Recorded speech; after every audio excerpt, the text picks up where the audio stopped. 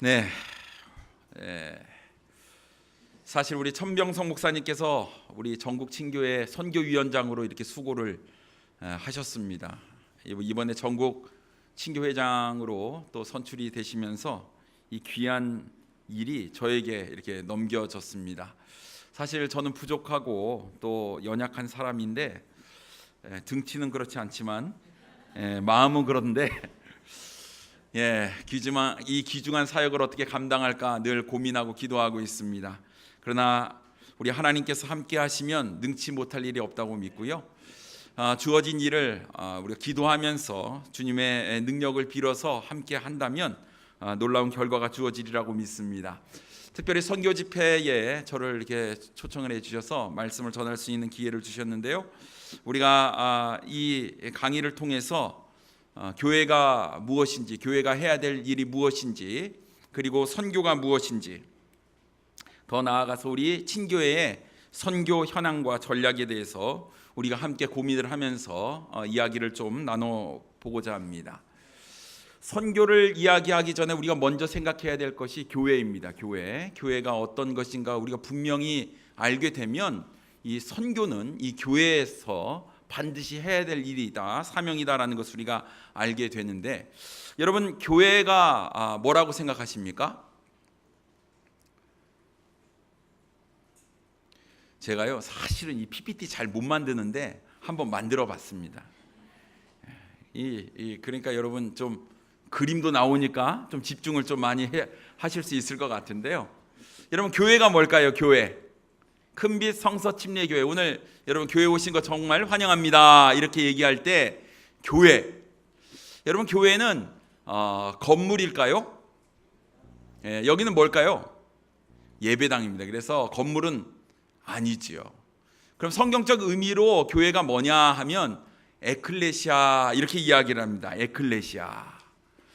이 에클레시아가 뭐냐 하면요, 특별한 목적을 위해서 따로 불러낸 무리를 일컫는 말입니다. 특별한 목적을 위해서 따로 불러낸 무리. 다시 말해서 죄악된 세상 가운데서 우리 주님께서 특별한 목적을 위해서 구별된, 성별된 자들의 모임.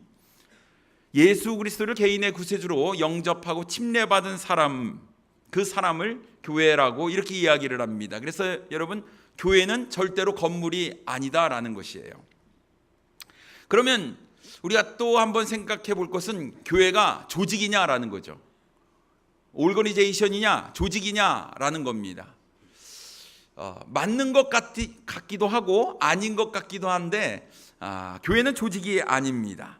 그럼 조직이 아니면 뭐냐? 교회는 그리스도의 몸입니다. 성경에 보면 에베소서 1장 23절 말씀에 보면 교회는 그분의 몸이니 곧 모든 것 안에서 모든 것을 충만하게 하시는 분의 충만이니라 이렇게 말씀하고 있습니다. 교회는 주의 몸이다 이렇게 이야기를 하고 있어요. 그리고 고린도전서 12장 27절 말씀에 보면 너희는 그리스도의 몸이요 개별적으로는 지체다 이렇게 말씀하고 있습니다. 그래서 각기의 이 지체가 모인 것, 그래서 하나의 그리스도의 몸을 형성하게 된다라는 겁니다. 자, 그러면 건물도 아니고 조직도 아닌 에클레시아 그리고 그리스도의 몸, 이것을 종합해 보면 바로 교회는 우리가 한마디로 유기체다 이렇게 이야기할 수 있습니다. 유기체. 그럼 이 유기체가 뭐냐? 교회의 프로세스를 보면 여러분 유기체라는 것은 살아있다라는 겁니다. 살아있다라는 것은요, 생명력이 있다라는 이야기입니다. 생명력이 있다라는 것은요, 번식을 한다라는 거예요. 재생산을 할 수 있다, 생산을 할 수 있다라는 겁니다. 주님께서 우리 머리가 되신 우리 주님께서 몸인 우리 교회를 우리에게 주신 것은 살아있는 유기체를 주신 것이고 생명력이 있기 때문에, 그리고 번식을 하게 되고, 이 번식이라는 얘기는 다시 말하면 영혼 구령이라 이렇게 얘기를 할 수가 있고요. 이 영혼 구령에서 우리가 해야 될 일은 제자를 삼는 일인 줄 믿습니다. 그래서 여러분 교회는 영혼을 구령하여 제자를 삼는 일에 포커스를 맞추고, 그것이 주님께서 우리에게 주신 사명이기 때문에 결국 교회가 영혼을 구령해서 제자를 만들어서 교회를 다시 낳는 일을 해야 된다라는 것입니다. 그래서 우리가 교회의 존재 목적 이렇게 한마디로 이야기해 보면 영혼을 구령하여 제자를 삼는 것 이렇게 이야기할 수 있습니다. 교회의 존재 목적이 뭐라고요? 영혼을 구령하여 제자를 삼는 것입니다. 다시 말해서 영혼을 구령하여 제자를 삼지 못하면 교회가 교회로서의 역할을 다하지 못한다라는 거예요. 생명력이 있다는 것은 번식을 하게 된다는 얘기고, 번식을 한다는 얘기는 영혼을 구령하여 제자를 삼는다라는 거예요. 그래서 여러분, 생명력이 있는 교회는 반드시 영혼 구령의 열매가 있고, 더 나아가서 이 구령한 영혼을 예수 그리스도의 제자로 만들어야 된다라는 겁니다. 우리가 잘 아는 마태복음 28장 19, 20절 말씀이요, 같이 한번 읽어보겠습니다. 좀 웃으시고 좀 반응이 좀 있으면 좋을 것 같아요. 안 그래도 굉장히 긴장하고 있습니다. 자, 마태복음 28장 19, 20절 말씀 우리가 한 목소리로 한번 읽어보겠습니다. 시작.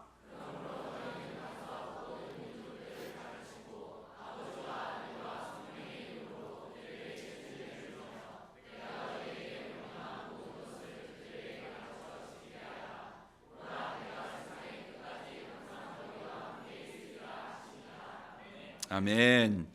여기에 네 가지 동사가 나옵니다. 가서, 가르치고, 침례를 주며, 가르쳐 지키게 하라라는 네 가지의 동사가 나오는데요. 여기서 빨간색으로 된 그 동사가 본동사입니다. 나머지는 다 분사예요. 그래서 이 문장에서 가장 핵심은 뭐냐 하면 가르치고라는 겁니다. 가르치고.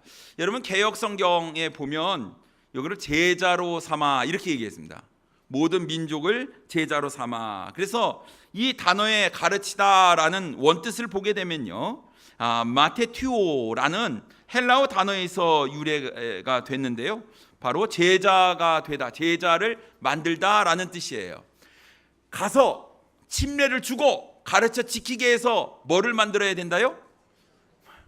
만다요? 이건 제 딸이 많이 쓰는 말인데, 뭡니까? 제자를 삼는 거예요. 제자를 만드는 겁니다. 그래서 여러분, 내가 먼저 제자가 되어야 제자를 삼을 수가 있습니다. 여러분, 그리스도의 제자이십니까? 여러분, 그리스도의 제자이십니까? 그렇습니다. 그러면 교회는 반드시 영혼을 구령하여 제자를 삼아야 하는 겁니다. 그러면 이 교회가 제자된 교회가 해야 될 세 가지의 영역이 있습니다. 제가 한번 줄여봤는데요, 제자를 삼는 교회는 위로는 하나님께 영광을 돌리는 교회여야만 합니다. 하나님께 영광, 위로는 하나님께 영광, 그리고 안으로는 제자 양육을 해야 됩니다. 영혼을 구령해서 제자를 만들어야 됩니다. 그리고 바깥으로 나가서는 우리가 복음 전파하는 일을 감당해야 하는 것입니다. 자, 제자를 삼는 교회의 특징이 있어요. 위로는 하나님께 영광이에요. 안으로는 제자를 양육하는 겁니다. 밖으로는 복음을 전하는 거예요. 다시 한번 정리해서 좀 이야기를 해보면, 자, 위로는 하나님께 영광입니다.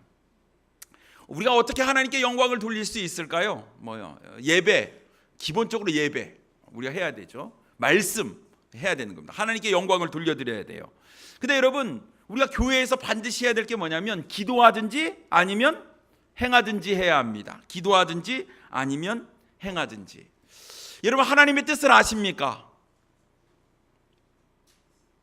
어렵죠. 도를 아십니까? 하나님의 뜻을 아십니까? 제가 이렇게 우리 교회에서 우리 청년들에게 말씀을 전하면 우리 청년들이 목사님, 하나님의 뜻을 잘 모르겠어요, 이렇게 얘기를 해요. 나를 향하신, 내가 앞으로 장차 어떤 사람이 되고 어떻게 살아야 되며 어떤 꿈을 가지고 비전을 가지고 살아야 될까요? 하나님의 뜻을 잘 모르더라고요. 그래서 제가 그랬습니다. 왜 하나님의 뜻을 모르냐? 성경에 보면 하나님의 뜻이 너무 많이 있는데. 그래서 보면 항상 기뻐하라, 쉬지 말고 기도하라, 범사에 감사하라. 이게 뭐예요? 하나님의 뜻입니다. 내가 거룩하니 너희도 거룩할지어다. 이게 하나님의 뜻입니다. 그러니까 하나님의 보편적인 뜻이 너무나 많아요. 근데 우리는 이런 뜻을 지키지도 않으면서 하나님의 뜻을 모르겠습니다. 아니요, 하나님의 뜻을 분명히 알고 하나님의 뜻을 준행하다 보면 나를 향하신 하나님의 뜻을 발견하게 될 거예요. 그러니까 교회를 향한 하나님의 뜻이 무엇이냐? 자, 위로는 하나님께 영광이라고 말씀을 드렸는데 기도하든지 아니면 행하든지. 여러분, 하나님의 뜻을 모르면 뭐 해야 됩니까? 기도해야 됩니다. 말씀은 기본이고, 여러분, 우리의 믿음을 성장시키는데 이 말씀과 기도, 양 기둥이 필요해요. 말씀과 기도. 이 말씀, 우리가에게 거듭날 때부터 말씀을 통해서 우리가 거듭났으니까 말씀은 기본이고, 하나님의 뜻을 모르면 우리가 기도해야 됩니다. 그러면 하나님의 뜻을 알면 어떻게 해야 될까요? 예? 행해야 됩니다. 하나님의 뜻을 모르겠어요. 그럼 말씀과 기도에 집중해야 됩니다. 그래서 하나님의 뜻이 무엇인가를 발견해야 돼요. 하나님의 뜻을 알면 뭐합니까? 행해야 됩니다. 하나님의 뜻을 알아. 그러면 행해야 돼요. 거룩한 구별된 성별된 삶을 살아야 된다. 내가 알면 어떻게 됩니까? 그렇게 살아야 되는 겁니다. 자, 그것이 바로 하나님께 영광을 돌리는 삶이에요. 우리가 하나님을 예배하는 것 하나님의 뜻입니까? 아세요? 어떻게 해야 되죠? 예배해야 하는 겁니다.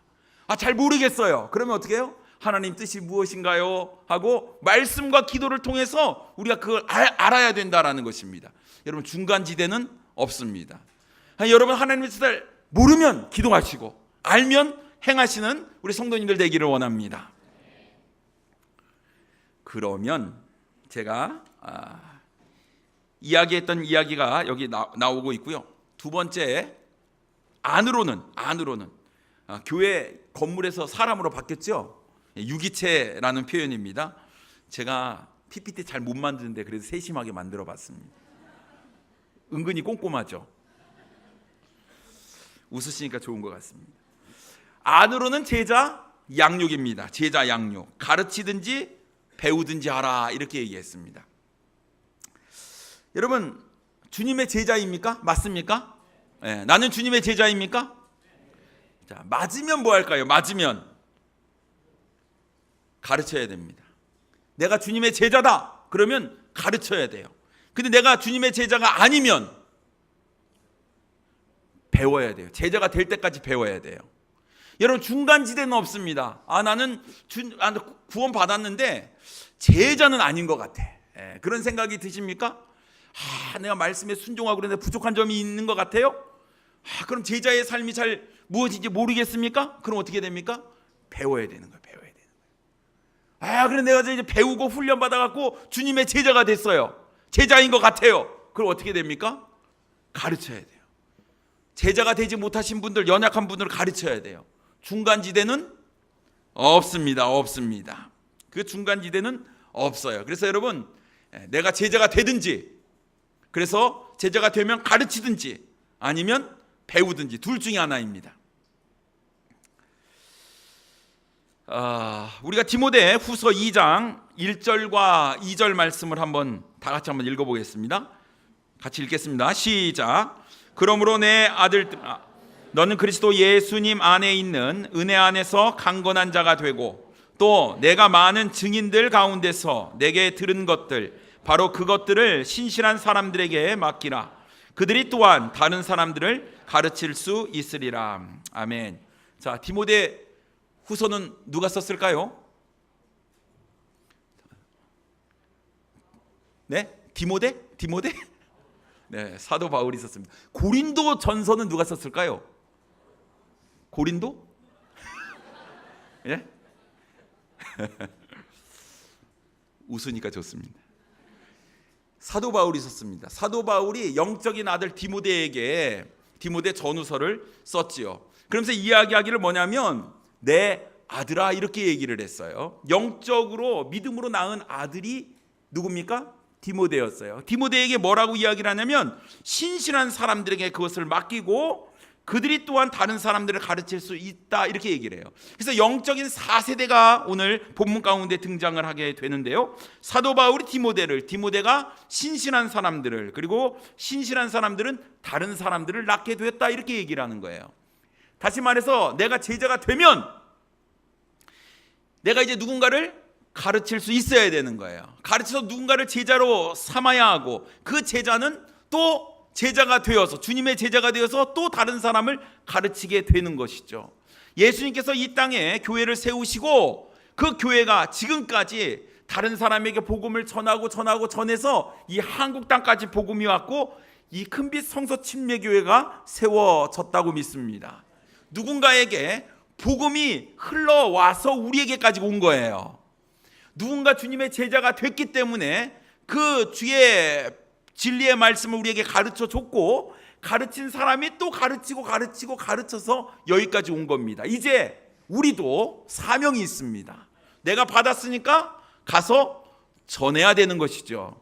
여러분, 제자가 맞으면 가르치시고 아니면 배우셔서 중간지대는 없습니다. 둘 중에 하나를 꼭 할 수 있는 우리 성도님들이 되기를 원합니다. 자, 그럼 밖으로는 어떻게 해야 될까요? 복음을 전파해야 돼요. 가든지 보내든지 하라, 이렇게 제가 문구를 한번 적어봤습니다. 여러분, 복음 전파, 이것은 교회의 사명입니다. 교회의 존재 목적이 뭐라고요? 영혼 구령하여 제자 삼는 거.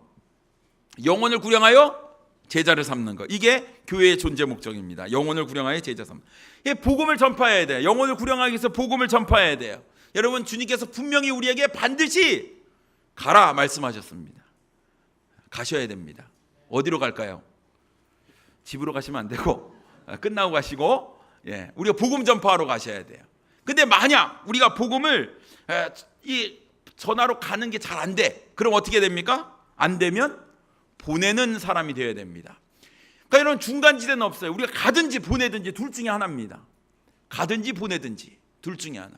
다시 정리를 한번 해볼게요. 자, 위로 하나님께 영광을 돌려야 돼요. 기도하든지 행하든지 둘 중에 하나입니다. 주님의 뜻을 내가 잘 모르겠습니다. 그럼 열심히 기도하시고 말씀을 통해서 주님의 뜻을 발견하시기를 바라고, 나 주님의 뜻을 안다, 그러면 어떻게 해요? 아는 만큼 우리의 행함으로 보여야 된다라는 것입니다. 밖으로는요, 안으로는 제자 양육입니다. 제자 양육에서 어떻게 해요? 가르치든지 배우든지. 저는 그냥 예배만 참석해요. 이거는 제자가 아니다 이거죠. 저는 예배만 왔다 가요. 그러면 아니다, 이거 아니에요. 가르치든지 배우든지 둘 중에 하나 하시기 바랍니다. 밖으로는 어떻게 해야 된다고요? 가든지 보내든지. 어디 중간에 이렇게 애들 말로 짱 박히면 안 됩니다. 어떻게 해야 돼요? 가든지 보내든지 둘 중에 하나를 다 할 수 있는 우리 성도님들 되기를 원합니다. 성경에 보니까요, 이 가는 자 보내는 자 둘 다 중요하다, 이렇게 기록이 되어 있습니다. 사무엘상 30장 24절 말씀에 보면, 이 일에서 누가 너희 말에 귀를 기울이겠느냐? 오직 싸움에 내려가는 자의 몫이 물건 옆에 머무르는 자의 몫과 같을 것이요, 그들이 똑같이 나눌 것이니라 하고, 이렇게 이야기를 하고 있어요. 다윗이 시글락을 빼앗겼을 때, 아멜렉 족속에게 빼앗겼을 때, 이제 400명의 사람을 데리고 이제 전투를 하러 가잖아요. 그때 이 몫이 누구 것이냐? 간자나 남은 자나 똑같이 나눠야 된다, 이렇게 얘기를 하는 거예요. 로마서 10장 13절에서부터 15절 말씀 중에 보내심을 받지 않았으면 어찌 전파하리요, 이렇게 이야기를 하고 있습니다. 보내심을 받지 않았으면 이라는 얘기는요, 보낸 사람이 있고 간 사람이 있다라는 거예요. 그래서 선교는 가는 사람이 있는가 하면 보내는 사람이 있어야 된다라는 것입니다. 그래서 가는 자와 보내는 자 모두 다 동일한 선교의 역할을 한다라는 것입니다. 그래서 여러분, 복음 전파의 이 시작은 보내는 자의 비전과 헌신에서부터 시작이 되는데요, 현장으로 나가는 자 뒤에는 항상 보내는 자가 있어야 한다라는 것입니다. 근데 이 가는 자가 적으면요, 또 선교가 잘 안 되잖아요. 그래서 가는 사람도 있고 보내는 사람도 있고, 이 비율이 잘 맞았으면 좋겠다 싶습니다. 자, 우리가 교회의 세 가지 영역에 대해서 살펴보았습니다. 위로는 기도하든지 행하든지, 안으로는 가르치든지 배우든지, 밖으로는 가든지 보내든지, 하나님의 뜻을 알고 제자를 만들어서 땅끝까지 우리는 복음을 전해야 되리라고 믿습니다. 자, 주님께서 이 땅에 교회를 세우셨어요. 최초의 교회가 어떤 교회일까요? 예루살렘 교회입니다. 예루살렘 교회예요. 오늘 이제 본문 말씀에 보면 사도행전 2장 42절로부터 47절에 있는 말씀이 기록되어 있습니다. 우리가 이 말씀을 보면 이 예루살렘 교회의 특징에 대해서 언급을 해주고 있는데요. 좀 정리를 해보면 그렇습니다. 42절부터 보면 가르침이 있고 교제가 있고 기도가 있습니다. 놀라운 이적과 표적이 나타났고요. 모든 물건을 성도들이 서로 통용을 했습니다. 소유와 재산을 팔아서 사람들의 필요를 따라 나누어 줬고요. 성전과 집에서 모이기에 힘썼습니다. 그리고 하나님을 찬양하고 백성들에게 호감을 얻기 시작하게 되지요. 그 결과 어떤 결과가 주어졌을까요? 주께서 구원받아야 할 자들을 날마다 교회에 더하셨다, 이렇게 말씀하고 있습니다. 자, 그래서 다시 사도행전 2장 42절로부터 47절 보면 맨 마지막 47절 결론에 주께서 구원받아야 할 자들을 날마다 교회에 더하시니라, 이렇게 말씀하고 있어요. 여러분 이 말씀을 잘 기억해 보세요. 주께서 구원받아야 할 자들을 날마다 교회에 더하시니라. 기억하셨습니까? 넘어갑니다. 자, 초대교회는 폭발적인 부흥을 이루기 시작했어요. 사도행전 5장 14절 말씀에 보면 믿는 사람들이 주께 더 많이 더해지니, 이렇게 이야기를 하고 있어요. 그리스도를 가르치고 선포하는 것을 그치지 아니했더니 사도행전 6장 1절 말씀에 제자들의 수가 크게 늘어났다, 이렇게 이야기를 합니다. 6장 7절에도 크게 늘어났다, 이렇게 이야기를 하고 있어요. 자, 예루살렘 교회는 폭발적으로 부흥하기 시작했어요. 거기에는요, 제가 이야기한 이 세 가지의 영역이 있어요. 세 가지 영역.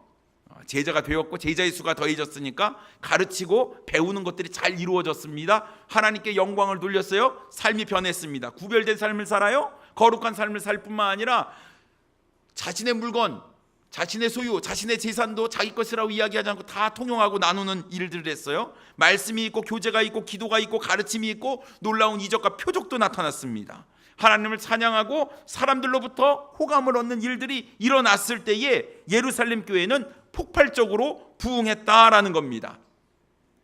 그런데요, 부흥하던 예루살렘 교회를 흩어지게 하시는 주님의 역사가 나타납니다. 한 가지 부족했어요. 뭐가 부족했을까요? 선교가 부족했어요. 복음 전파가 부족했다라는 겁니다. 복음 전파. 주님께서는 분명히 땅끝까지 이르러 내 증인이 되라, 이렇게 말씀하셨어요. 맞죠? 증인이 되라. 어디까지요? 광명동까지요? 광명시? 어디까지요?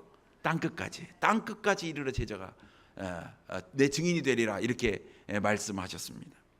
그러면 교회는 어디까지 가야 됩니까? 땅끝까지 가야 돼요. 땅끝까지 복음을 전해야 되는 것이 우리의 사명이다라는 겁니다. 근데 예루살렘 교회는 그렇지 않았어요. 어떻게 해요? 예루살렘 교회 안에만 있었습니다. 여러분 사도행전 2장 47절 말씀에 제가 기억하라고 한 말씀, 주께서 구원받아야 할 자들을 날마다 교회에 더하시니라, 이렇게 얘기했어요. 아니, 말씀을 잘 가르치고 양육하고 했더니 주님께서 교회에 더해줬대요. 근데 여러분 기억해 보시면 주님께서 가라, 제자를 삼아라, 이렇게 말씀하셨잖아요. 안 갔는데 예루살렘의 놀라운 폭발적인 부흥과 수많은 영혼들이, 예루살렘에 있는 사람들이 구원받아 더해지는 놀라운 역사가 있었습니다. 거기까지 했어요. 그게 문제였습니다. 땅끝까지 나가야 되는데 나가지 못하는 거예요. 그들 마음 가운데 두려움이 있었습니다. 유대인들이 두려움이 있었어요. 아니, 이방인에게도 복음을 전하면 이방인들이 구원받느냐 하는 그런 마음이 있었던 거예요. 아니, 어쩌면 이방인들에게 이 귀한 복음을 전해주지 않아야겠다라는 마음이 있는 사람들도 있었을지 모르겠습니다. 그러나 여러분, 주님께서 분명히 말씀하시기를 땅끝까지 복음을 전하라고 우리에게 분부하시고 사명을 주셨다면 땅끝까지 가서 복음을 전해야 되는 겁니다. 내가 가지를 못한다면 어떻게 해요? 보내야 되는 거예요. 보내야 되는 겁니다. 그래서 예루살렘 교회에 핍박이 오기 시작했어요. 그래서 주님께서 예루살렘 교회의 핍박을 통해서 성도들을 흩어지게 만드셨습니다. 그래서 넘어갔습니까? 제가 뭐가 안 보입니다. 자, 핍박으로 인해 흩어진 사람들이 가는 곳곳마다 복음을 전하게 됐어요. 사도행전 1장 8절 말씀에 보면 땅의 맨 끝 지역까지 이르러 나를 위한 증인이 되리라 이렇게 말씀하셨잖아요. 사도행전 8장 1절 말씀에 보면 그들이 다 유대와 사마리아의 지역들로 널리 흩어지니라. 언제 와서요? 사도행전 8장에 와서야 비로소 흩어진 거예요. 무엇 때문에요? 나가지 않고 복음 전하지 않고 자기끼리만 이렇게 다 있으니까 주님께서 흩어버리셨다라는 거예요. 2장에 기록된 말씀, 그때부터 부흥이 일어났는데 2장, 3장, 4장, 5장, 6장, 7장 그리고 8장에 와서야 비로소 유대 지역 외로 사마리아 이런 지역들로 나가게 되었다 이렇게 말씀하고 있는 겁니다. 그리고 8장 4절 말씀에 보니까 널리 흩어진 사람들이 각처로 다니며 말씀을 선포하니라 이렇게 말씀하고 있고요. 사도행전 11장 19절 이하에 보면 주 예수님을 선포하며 이렇게 이야기하는 거예요. 이제부터 흩어진 사람들이 돌아다니면서 복음을 전하기 시작했다라는 거예요. 그래서 세워진 교회, 흩어져서 나온 사람들이 세운 교회가 어떤 교회일까요? 안디옥 교회입니다. 안디옥 교회. 최초의 이방 지역에 세워진 교회입니다. 여러분 우리가 잘 아는 대로 이 안디옥 교회 성도들이 최초로 바나바와 사울이 1년간 가르쳤더니 그리스도인이라는 말을 듣게 되었대요. 그리스도인, 여러분 그리스도인이십니까? 그리스도인이라는 얘기는요 예수쟁이라는 뜻입니다. 예수쟁이. 예수랑 똑같아 라는. 사실 이런 얘기는요 조롱스러운 비아냥거리는 투로 이야기한 거예요. 그리스도인 그만큼 예수님하고 똑같다라는 이야기였습니다. 그러나 예수 믿는 사람들에게는 그만큼 더 좋은 이야기가 어디 있겠습니까? 예수랑 똑같다는데. 여러분 이 교회가 어느 교회요? 안디옥 교회였다라는 겁니다. 그런데 이 안디옥 교회가 정말 하나님의 말씀으로 열심히 가르침을 받았더니 바나바와 사울을 통해서 받았더니 제자가 된 거예요. 그럼 제자는 어떻게 됩니까? 가든지 보내든지 둘 중에 해야 되잖아요. 그래서 이 안디옥 교회가 선교사를 최초로 파송을 하게 됩니다. 그 선교사가 누굴까요? 바나바와 바울이에요.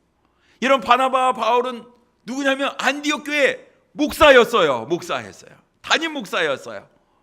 이야. 근데 담임 목사님을 어떻게 보내요? 선교사로 보내는 거예요. 하나님의 인도하심 가운데 보냈다라는 겁니다. 그래서 여러분 사도 바울이 1차, 2차, 3차 이 선교 여행을 떠나게 되고 마지막에 이제 로마까지 가게 되는데 여러분 우리가 잘 알다시피 사도 바울은 이방인의 사도였고 또 소아시아 지역을 돌아다니면서 여러 교회들을 개척하게 되었습니다. 그래서 에베소 교회나 빌립보 교회나 갈라디아 교회나 데살로니가 교회나 고린도 교회나 이러한 교회들을 사도 바울이 세웠어요. 거기에도 또 복음이 전파되었고 영혼이 구령받고 또 구원받고 침례받은 사람들 주의 제자들이 생겨났고 거기서 또 많은 교회들이 생겨나게 되었다라는 겁니다. 자, 그래서 이 선교는요 누가 해야 되냐 하면 교회가 해야 되는 거예요. 교회가 하나님의 뜻을 알고 진정한 주님의 제자가 된 사람들, 구원의 확신이 있고 침례를 받아서 나는 주님과 동일시되었다 하는 사람들이 가서 복음을 전해야 되는 겁니다. 그래서 교회가 교회를 낳는 것이 성경적인 것이고 여러분들이 그 선교에 동참을 하셔야 된다라는 것입니다. 그렇다면 여러분 선교란 무엇입니까? 선교란 말은 보내심을 받다라는 미토스에서 나온 말입니다. 여러분 예수 그리스도를 누가 보내셨어요? 하나님께서 보내셨어요. 성부 하나님께서 성자 예수 그리스도를 이 땅에 보내주셨고 또 제자들을 양육하셔서 그 제자들을 또 보내셨습니다. 그래서 계속해서 이렇게 복음이 전파된 이야기가 사도행전에 기록되어 있고 지금도 그 일은 지속되고 있다라는 겁니다. 그래서 여러분 이 선교라는 것은요 너희는 모든 족속으로 가서 제자를 삼으라라고 명령하셨던 예수님처럼 또 하나님께서 사울이라는 청년을 부르셔서 이방인의 사도로 세우셨던 것처럼 모든 그리스도인은 세계 선교를 향한 하나님의 구체적인 부르심을 받았다는 것을 우리는 기억해야 하는 겁니다. 그래서 이 사도행전 1장 8절 말씀에 보면요, 우리에게 아주 분명한, 우리가 기억할 만한, 또 기억해야 될 명령이 우리에게 주어졌는데, 우리가 나가지 아니하고 계속 우리만 하는 고착된 모습을 보이게 된다면 여러분, 예루살렘 교회처럼 아마 주님께서는 핍박을 통해서 우리를 흩으실지도 모른다라는 거예요. 우리가 절대적으로 기억해야 될 교회의 존재 목적은 영혼을 구령하여 제자를 삼는 것이다 라는 것을 여러분 꼭 기억하시기 바랍니다. 자, 그래서 선교라는 것은 교회에게 주어진 사명이고 우리는 나가서 복음을 전해야 하는 것입니다. 자, 이런 일들이 한 교회에서 감당하기 어렵기 때문에 우리 전국 성서 침례교회 친교회에서는 우리가 함께 힘을 모아서 이 선교에 힘을 쏟고 있습니다. 우리 친교회 선교 현황을 보게 되면요, 10개국에 12명의 선교사 가족을 저희가 파송을 했어요. 그리고 후원을 하고 있습니다. 가나, 대만, C국입니다. C국 어딘지 아시죠? 제가 이거 국기까지 붙여놓고, 근데 여기 뒤에도 있더라고요. 그렇습니다. C국입니다. C국. 그요. 인도네시아, 몽골, 미얀마, 일본, 캄보디아, 멕시코, 필리핀. 여러분, 지금 우리가 이렇게 12명의 선교사 가족을 우리가 후원을 하고 있습니다.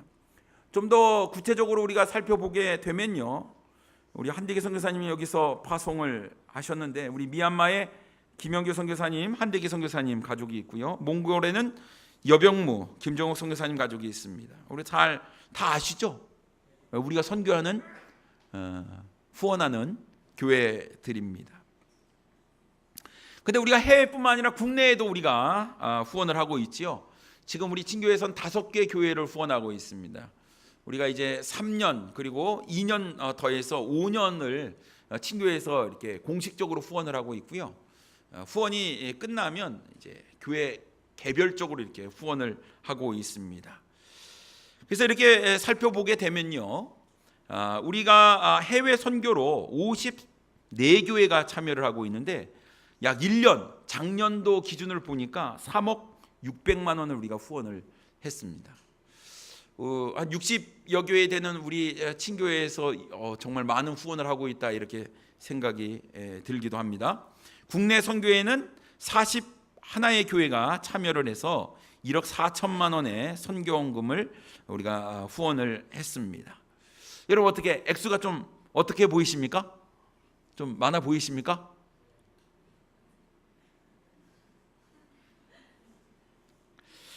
이거를 좀 제가 나눠봤어요. 나눠보니까 어떻게 보이냐면, 한 선교사 가정을 후원하는데 월 200만 원 정도 후원이 되는 거더라고요. 월 200만 원.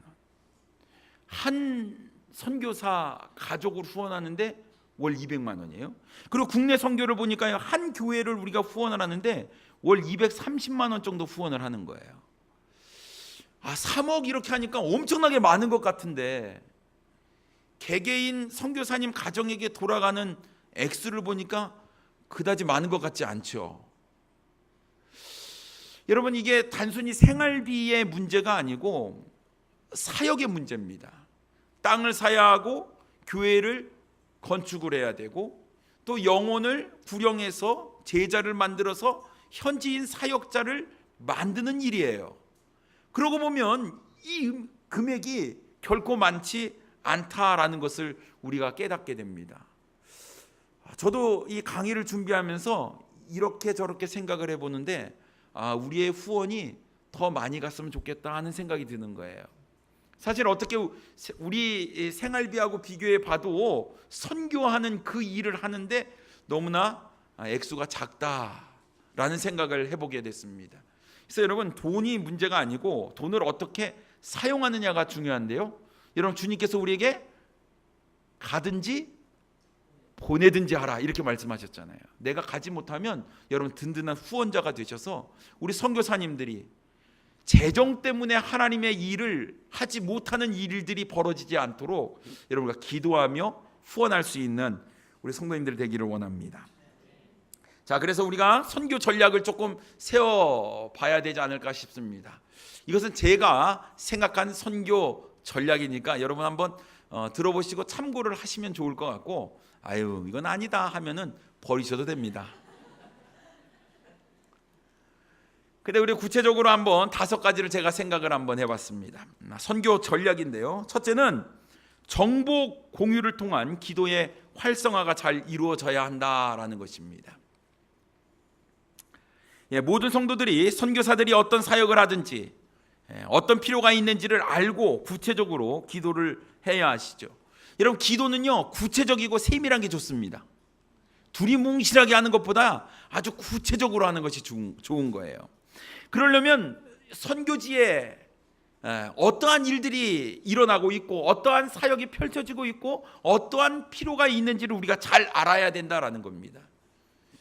그러기 위해서는 우리 선교사님들이 선교 편지를 보내주시는데 이것을 잘 우리가 공유를 해야 되리라고 믿습니다. 그래서 교회 게시판을 활용하든지 아니면 교회 홈페이지를 활용을 하든지 주보를 활용해서 선교사님들이 어떠한 사역을 하고 있고 어떠한 기도가 필요한지를 우리가 잘 알아야 돼요. 그래서 저희 교회도 이제 홈페이지에 계속해서 선교사님들의 편지를 올리기 시작했습니다. 성도들을 보고 좀 읽고 구체적으로 좀 기도를 해달라고. 잘 안 보시더라고요. 조회수가 안 올라가요. 막연한 것보다는 여러분 세밀하고 구체적인 기도가 중요하니까 선교지에 일어나는 일, 정보에 대해서 잘 아는 것이 필요하다라는 겁니다. 그리고 두 번째는 선교 정책의 개발입니다. 선교사의 필요를 들으면서 새로운 선교 방향을 모색해야 돼요. 시간이 지나면 또 달라질 수 있는 거예요. 여러분, 몽골도 복음의 불모지였습니다. 복음을 열심히 전했어요. 활짝 문이 열렸는데 점점 복음의 문이 닫혀지고 있어요. 제가 2년 전에 미얀마에 단기 선교를 갔을 때에 우리 선교사님께서 하시는 말씀이 10년 후에 미얀마도 복음의 문이 닫혀질 가능성이 많습니다. 경제적으로 부유하게 되면 그 다음부터 어렵게 되는 것이 예수 믿는 사람들, 교회 이런 거 핍박하는 것이 심화된다 이렇게 이야기하더라고요. 지금이 적절한 때다. 그래서 저희가 이제 2년 전에 미얀마 단기 선교를 가고요. 다른 곳으로 가려다가 그 선교사님 말씀이 귀에 계속 맴도는 거예요. 10년. 그래서 10년 동안 가야 되나? 이렇게 고민을 하다가 올해도 미얀마를 저희 교회에서 단기 선교팀이 갔다 왔는데요. 그렇습니다. 때가 있습니다. 때. 열려졌을 때.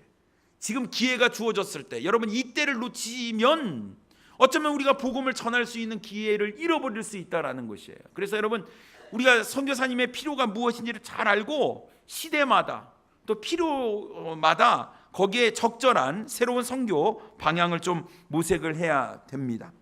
환경과 문화가 다르기 때문에 현실적으로 어떻게 접근해야 할지 효율적인 방법을 연구해야 하는데요. 한 교회에서 후원하기가 좀 어려우면 우리가 친교회적으로 이렇게 연합해서 함께 후원하는 것이 중요하고요. 해외도 어렵지만 여러분, 우리 나라의 시골도 선교지인 것 같습니다. 그래서 이런 것도 우리가 생각을 하고 좀 후원을 좀 잘 할 수 있으면 좋겠다 싶고요. 그다음 세 번째로 선교지 체험을 통한 동기부여입니다. 선교 현장을 직접 눈으로 보고 체험하도록 비전 트립, 뭐 일주일이나 2주일 이렇게 가는 거, 그리고 단기 선교, 최소한 한 달, 1년 뭐 이렇게 가는 이런 단기 선교를 우리가 강화해야 할 필요가 있습니다. 우리 큰빛교회에서도 미얀마 다녀오셨죠? 네, 웨이 사역자가 열심히 페이스북에 사진을 올려가지고요. 저도 큰빛교회 활동 상황을 좀 봤습니다. 마음 가운데 기쁨이 있고 도전이 있었습니다. 이런 것들을 자꾸 접촉을 하게 되면 선교가 무엇인지를 깨닫게 되고 선교사의 꿈과 비전을 갖고 또 기도의 동역자로 우리가 세워질 수 있다고 믿습니다. 그래서 많은 그런 체험하는 것은 중요하다 싶습니다. 그래서 저희 교회에서도 이제 단기 선교를 이제 매년 이렇게 갈 계획을 세웠는데요. 자꾸 보면 꿈을 갖게 되고 비전을 갖게 되고 영혼 구령. 그래서 저희 미얀마 단기 선교 갔다 온 청년이 놀랍게 변화됐어요. 그곳에서 선교사님들이 어떻게 사역하고 있고 우리가 한 행동, 우리가 선교를 한 것으로 막 영혼들이 구원받겠다고 손드는 그런 모습을 보고 내 인생에서 가장 가치 있는 일이 무엇인가를 발견하게 된 것이죠. 그래서 자꾸 이런 것들을 접촉하는 것은 중요하다 싶습니다. 네 번째로 선교 자원의 발굴입니다. 선교 대회나 선교 집회나 선교사 초청 예배 또 특강 등을 통해서 선교사님들을 자주 만나고 선교지의 상황을 우리가 듣고 이런 것들을 경험할 수 있도록 해주는데 젊었을 때 하는 것이 좋겠다 싶습니다. 이렇다고 나이 드신 분들은 선교 아니다 뭐 이렇게 하는 건 아니에요. 가든지 보내든지 둘 다 선교사니까 여러분 열심히 후원해 주셔도 되고 요즘은 은퇴 후에 선교 활동하시는 분들이 많이 늘었다고 합니다. 그래서 언제든지 여러분 가실 수 있다라는 것이고, 다섯 번째 선교 참여의 극대화입니다. 선교사와의 매칭 시스템. 제가 꿈꾸고 있는 목회가 바로 이제 소그룹 목회인데요. 제가 미국에 있을 때 이 목장에서 한 선교사를 후원하는 일을 했어요. 제가 이제 그때 자원에서 섬기면서 제가 그 목자를 했습니다. 목자.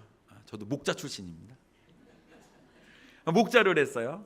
저희에게 맡겨진 분이 인도네시아 선교사님이었습니다. 인도네시아.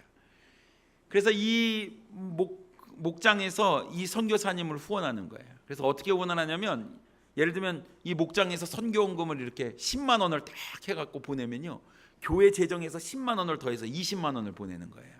그렇게 이제 후원을 했고요.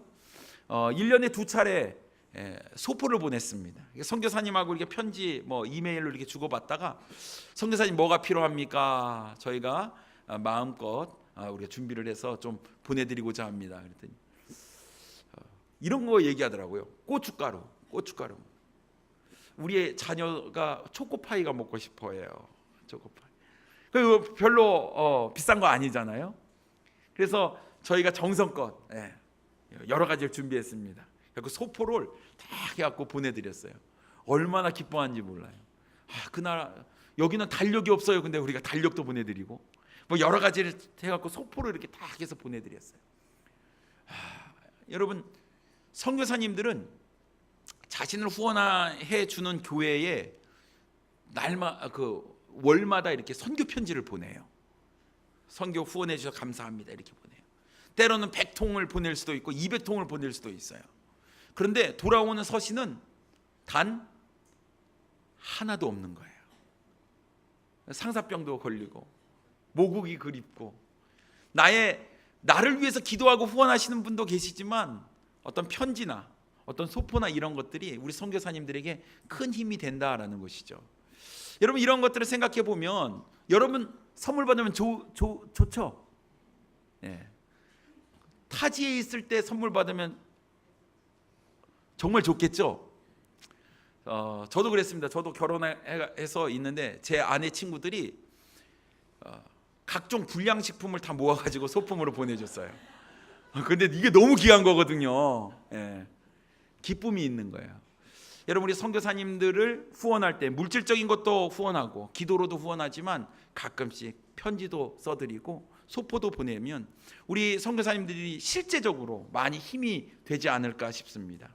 여러분, 이런 다양한 방법들이 있어요. 그러나 여러분, 알면 뭐합니까? 행해야죠. 주님의 뜻을 알면 행해야 되는 겁니다. 잘 모르겠어요? 선교를 어떻게 하는지 잘 모르겠어요. 어떻게 해야 될까요? 기도하세요. 기도하시면 됩니다. 그 일을 누가 해야 되면 주님의 제자들이 해야 돼요. 제자들이. 내가 제자인 것 같아요? 그럼 어떻게 돼요? 가르쳐야 돼요. 이건 영혼을 구령하여 제자로 삼는 일을 우리가 계속해야 된다. 가르쳐야 됩니다. 근데 우리가 이게 잘 아닌 것 같아요. 내가 제자가 아닌 것 같아요. 그럼 어떻게 됩니까? 배워야 돼요. 저는 부족한 것 같습니다. 좀 가르쳐 주십시오. 주님의 제자가 될 때까지 배워야 됩니다. 그리고 우리는 바깥으로 나가서 복음을 전해야 되는 겁니다. 가든지 보내든지. 여러분, 이제 여러분에게 하나님께서 분명한 사명을 주셨으리라고 믿습니다. 중간지대는 없습니다. 놀면 안 돼요. 쉬면 안 됩니다. 기도하든지. 이러면 우리 막 성도들 막 외치는데 막. 자, 주먹 한번 줘볼까요? 이제 끝났습니다. 자, 주먹 쥐고 기도하든지 가르치든지 가든지 여러분 영혼 구령, 이것이 주님께서 우리에게 주신 사명이라고 한다면 여러분 절대로 그만두거나 포기하지 마시고 끝까지 주님의 주신 사명을 잘 감당할 수 있는 우리 사랑하는 성도님들 되기를 원합니다. 기도하겠습니다.